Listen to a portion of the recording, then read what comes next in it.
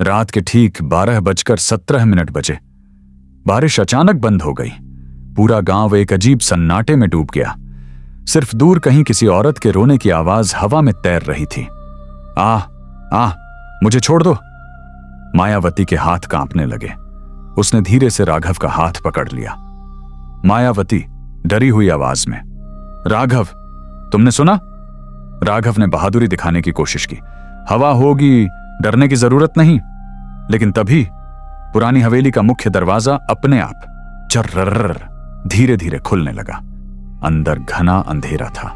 ऐसा लग रहा था जैसे कोई वर्षों से उनका इंतजार कर रहा हो। गांव का बूढ़ा चौकीदार दूर से चिल्लाया, मत जाना अंदर, जो भी गया है वापस नहीं आया। राघव उसकी बात अनसुनी कर आगे बढ़ गया। मायावती भी मजबूरी में उसके पीछे चली गई। हवेली के अंदर दीवारों पर मोटी धूल जमी हुई थी। हर तरफ पुराने चित्र टंगे थे, लेकिन सबसे अजीब बात, हर चित्र में एक ही औरत दिखाई दे रही थी। सफेद साड़ी, खुले बाल, लाल आंखें और उसके चेहरे की शक्ल बिल्कुल मायावती जैसी। मायावती के कदम वहीं रुक गए। ये मेरा चेहरा कैसे हो सकता है? राघव ने चित्र को गौर से देखा। चित्र के नीचे लिखा था, महारानी मायावती, वर्ष 1848। दोनों के चेहरे का रंग उड़ गया। राघव, ये कोई मजाक है? इतने में पीछे से किसी ने फुसफुसा कर कहा, आखिर तुम लौट ही आई। दोनों ने झटके से पीछे देखा। वहां कोई नहीं था, लेकिन पूरे कमरे का तापमान अचानक बहुत ठंडा हो गया। मायावती की सांसों से धुआं निकलने लगा। शीशे का कमरा हवेली के बीचों बीच एक विशाल कमरा था। चारों तरफ पुराने शीशे लगे थे। जैसे ही मायावती अंदर पहुंची, हर शीशे में उसका अलग अलग रूप दिखाई देने लगा। कहीं वह दुल्हन बनी हुई थी, कहीं रो रही थी, कहीं उसके हाथ खून से सने थे और एक शीशे में उसका गला कटा हुआ था। मायावती चीख पड़ी, राघव, मुझे यहां से ले चलो। राघव ने उसका हाथ पकड़ना चाहा, लेकिन उसका हाथ किसी अदृश्य ताकत ने पीछे खींच लिया। अचानक सारे शीशे एक साथ टूट गए। धड़ाम! हजारों कांच के टुकड़े हवा में उड़ने लगे। हर टुकड़े में वही लाल आंखों वाली औरत मुस्कुरा रही थी। पुरानी डायरी। भागते भागते राघव को जमीन पर एक चमड़े की पुरानी डायरी मिली। उसने जल्दी से उसे खोला। पहले पन्ने पर लिखा था, अगर यह डायरी तुम्हारे हाथ में है तो समझ लो श्राप फिर जाग चुका है। दूसरे पन्ने पर लिखा था, मायावती कोई साधारण लड़की नहीं, वह उसी आत्मा का पुनर्जन्म है जिसे इस हवेली में जिंदा दीवारों में चुनवा दिया गया था। राघव के हाथ कांपने लगे। मायावती ने डायरी छीन ली। अगली पंक्ति पढ़ते ही उसके चेहरे का रंग उड़ गया। पूर्णिमा की रात, आत्मा अपना शरीर वापस लेने आएगी। पहला हमला अचानक ऊपर वाली मंजिल से। थक थक थक किसी के नंगे पैरों की आवाज आने लगी। दोनों ने ऊपर देखा। सीढ़ियों के सबसे ऊपर एक औरत खड़ी थी। सफेद फटी हुई साड़ी, लंबे उलझे बाल, चेहरा पूरी तरह खून से लथपथ और उसकी लाल आंखें सीधे मायावती को घूर रही थीं। वह धीरे धीरे मुस्कुराई, मेरा शरीर मुझे वापस चाहिए। यह सुनते ही मायावती के पैरों तले जमीन खिसक गई। औरत अचानक सीढ़ियों से नहीं उतरी, बल्कि छत पर मकड़ी की तरह दौड़ती हुई उनकी ओर आने लगी। उसकी चीख से पूरी हवेली कांप उठी। राघव ने मायावती का हाथ पकड़ा, भागो अभी। दोनों जान बचाकर हवेली के पिछले हिस्से की ओर भागे, लेकिन वहां पहुंचकर उनके कदम रुक गए, क्योंकि बाहर जाने वाला रास्ता गायब हो चुका था। उनके पीछे वही औरत खड़ी थी। इस बार उसके चेहरे पर एक भयानक मुस्कान थी। उसने धीरे से कहा, आगे की कहानी। पूरा कमरा अंधेरे में डूब चुका था। राघव ने कांपते हाथों से मोबाइल की टॉर्च ऑन की। हल्की सी रोशनी फैली, लेकिन अगले ही पल वह जम गया। मायावती उसके ठीक सामने खड़ी थी, पर उसकी परछाई जमीन पर नहीं थी। राघव धीरे से, मायावती, तुम्हारी परछाई कहां है? मायावती ने नीचे देखा। वाकई उसके पैरों के नीचे कुछ भी नहीं था। उसकी सांसें तेज हो गईं। ये कैसे हो सकता है? इतने में टॉर्च अपने आप बंद हो गई। चारों तरफ फिर वही औरत की हंसी गूंजने लगी। हाँ हाँ हाँ। ऐसा लग रहा था जैसे पूरी हवेली उसी की हंसी से जिंदा हो। दीवारों का रहस्य। अचानक हवेली की दीवारों से खून रिसने लगा। लाल बूंदें धीरे धीरे नीचे गिर रही थीं।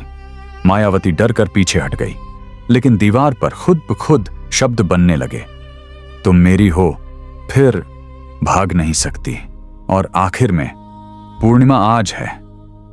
मायावती की आंखों में आंसू आ गए। मैंने किसी का क्या बिगाड़ा है? तभी पीछे से एक बुजुर्ग महिला की आवाज आई। तुमने नहीं, तुम्हारे पिछले जन्म ने। दोनों ने पलट कर देखा। करीब 70 साल की एक बूढ़ी औरत हाथ में लालटेन लिए खड़ी थी। उसका नाम था दुर्गा दाई। 150 साल पुराना सच, दुर्गा दाई ने कांपती आवाज में कहा। सुनो, समय बहुत कम है। आज से 150 साल पहले इस गांव की रानी का नाम भी मायावती था। वह गरीबों की मदद करती थी, लेकिन जमींदार वीरेंद्र सिंह उसकी शक्ति से डरता था। उसने झूठा इल्जाम लगाकर उसे डायन घोषित कर दिया। पूरे गांव के सामने उसे इसी हवेली की जिंदा दीवारों में चुनवा दिया गया। मरते समय उसने सिर्फ एक बात कही थी, जिस दिन मैं लौटूंगी मेरा दर्द हर गुनहगार महसूस करेगा। दुर्गा दाई की आंखें भर आईं। उस दिन से यह हवेली शापित है। आत्मा का संदेश तभी पूरी हवेली जोर से कांपने लगी। ऊपर लगी पुरानी घड़ी अपने आप चलने लगी। टिक टिक टिक। फिर ठीक 1 बजे टन घंटी बजी और मायावती अचानक चीख उठी। उसके माथे पर जलने जैसा निशान उभर आया। उसकी आवाज बदल गई। ये शरीर अब मेरा है। राघव घबरा गया। मायावती, खुद को संभालो। लेकिन मायावती ने उसकी ओर देखा। उसकी आंखें अब पूरी तरह लाल थीं। खौफनाक अंत अचानक हवेली की सभी खिड़कियां अपने आप खुल गईं। तेज तूफान अंदर घुस आया। लालटेन बुझ गई। दुर्गा दाई जोर से चिल्लाई, भागो, आत्मा पूरी तरह जाग चुकी है। उसी क्षण छत से उल्टी लटकी वही डरावनी औरत नीचे कूद पड़ी, लेकिन इस बार उसका चेहरा साफ दिखाई दे रहा था और उसे देखकर राघव के पैरों तले जमीन खिसक गई, क्योंकि उसका चेहरा बिल्कुल मायावती जैसा था। दोनों एक दूसरे को देख रही थीं, एक जीवित, एक मृत, और दोनों ने एक साथ कहा, मैं ही असली मायावती हूं। राघव समझ नहीं पा रहा था आखिर उसकी पत्नी कौन है और उसके सामने खड़ी दूसरी मायावती कौन। उसी समय हवेली का मुख्य दरवाजा अपने आप बंद हो गया। बाहर से किसी ने भारी आवाज में कहा, असली मायावती कौन है? राघव की सांसें तेज हो चुकी थीं। उसके सामने 2 मायावती खड़ी थीं।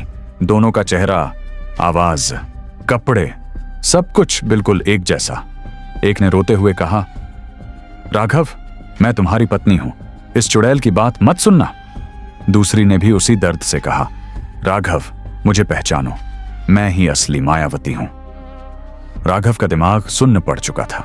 उसे समझ ही नहीं आ रहा था कि किस पर भरोसा करे। तभी पूरी हवेली में किसी औरत की दर्द भरी चीख गूंजी। सच तहखाने में छिपा है। हवेली का तहखाना तीनों नीचे उतरने लगे। सीढ़ियां गीली थीं, दीवारों से पानी नहीं, खून टपक रहा था। नीचे पहुंचते ही बदबू इतनी भयानक थी कि सांस लेना मुश्किल हो गया। कमरे के बीचों बीच एक पत्थर का ताबूत रखा था। उस पर लिखा था, महारानी मायावती। राघव ने कांपते हाथों से ढक्कन हटाया। अंदर जो था उसे देखकर उसके पैरों तले जमीन खिसक गई। ताबूत में एक महिला का कंकाल पड़ा था, लेकिन उसकी गर्दन में वही चांदी का लॉकेट था जो उसने अपनी पत्नी मायावती को शादी के दिन पहनाया था। राघव घबरा गया। ये कैसे हो सकता है? उसी समय पीछे खड़ी दूसरी मायावती जोर जोर से हंसने लगी। उसकी हंसी धीरे धीरे डरावनी गुर्राहट में बदल गई। उसका चेहरा फटने लगा, त्वचा उतरने लगी। कुछ ही सेकंड में वह एक भयानक आत्मा में बदल गई। लाल आंखें, लंबे नुकीले दांत, उलझे हुए बाल और पूरे शरीर से काला धुआं निकल रहा था। उसने गुर्राते हुए कहा, 150 साल से मैं हर जन्म में मायावती का शरीर छीनती आई हूं। सच का खुलासा दुर्गा दाई ने कांपती आवाज में कहा, यह रानी मायावती की आत्मा नहीं है। यह वही तांत्रिक है जिसने रानी को जिंदा दीवार में चुनवाया था। मरने के बाद इसकी आत्मा शाप बन गई। हर जन्म में यह मायावती के शरीर पर कब्जा करना चाहती है। राघव की आंखों में गुस्सा भर गया। आज मैं इस श्राप को हमेशा के लिए खत्म करूंगा। तभी आत्मा जोर से चिल्लाई। पूरी हवेली कांपने लगी, दीवारें टूटने लगीं, छत से पत्थर गिरने लगे। अंतिम मुकाबला। दुर्गादाई ने राघव को एक पुराना त्रिशूल दिया। इसे उसके दिल में नहीं, उसके साये में मारना। आत्मा बिजली की रफ्तार से राघव पर झपटी। राघव बच गया। आत्मा फिर हमला करने लगी। हर वार के साथ हवेली टूट रही थी। मायावती जमीन पर बेहोश पड़ी थी। अचानक राघव की नजर आत्मा के पीछे बनी उसकी काली परछाई पर गई। उसे दाई की बात याद आई। जैसे ही आत्मा फिर उसकी ओर झपटी, राघव ने पूरी ताकत से त्रिशूल उसकी परछाई में घोंप दिया। एक कान फाड़ देने वाली चीख पूरे गांव में गूंज उठी। नहीं, यह असंभव है। आत्मा का शरीर राख में बदलने लगा। वह धीरे धीरे हवा में बिखर गई। उसी क्षण पूरी हवेली में फैला अंधेरा गायब हो गया। सूरज की पहली किरण टूटी हुई खिड़की से अंदर आई। लेकिन कहानी यहीं खत्म नहीं हुई। कुछ महीनों बाद राघव और मायावती गांव छोड़कर शहर चले गए। दोनों ने नई जिंदगी शुरू कर दी। एक रात मायावती अलमारी साफ कर रही थी। उसे पुराने सामान में वहीं चांदी का लॉकेट मिला। जैसे ही उसने उसे हाथ में लिया, आईने में उसकी परछाई मुस्कुराई। लेकिन मायावती खुद बिल्कुल नहीं मुस्कुरा रही थी। आईने से एक धीमी आवाज आई,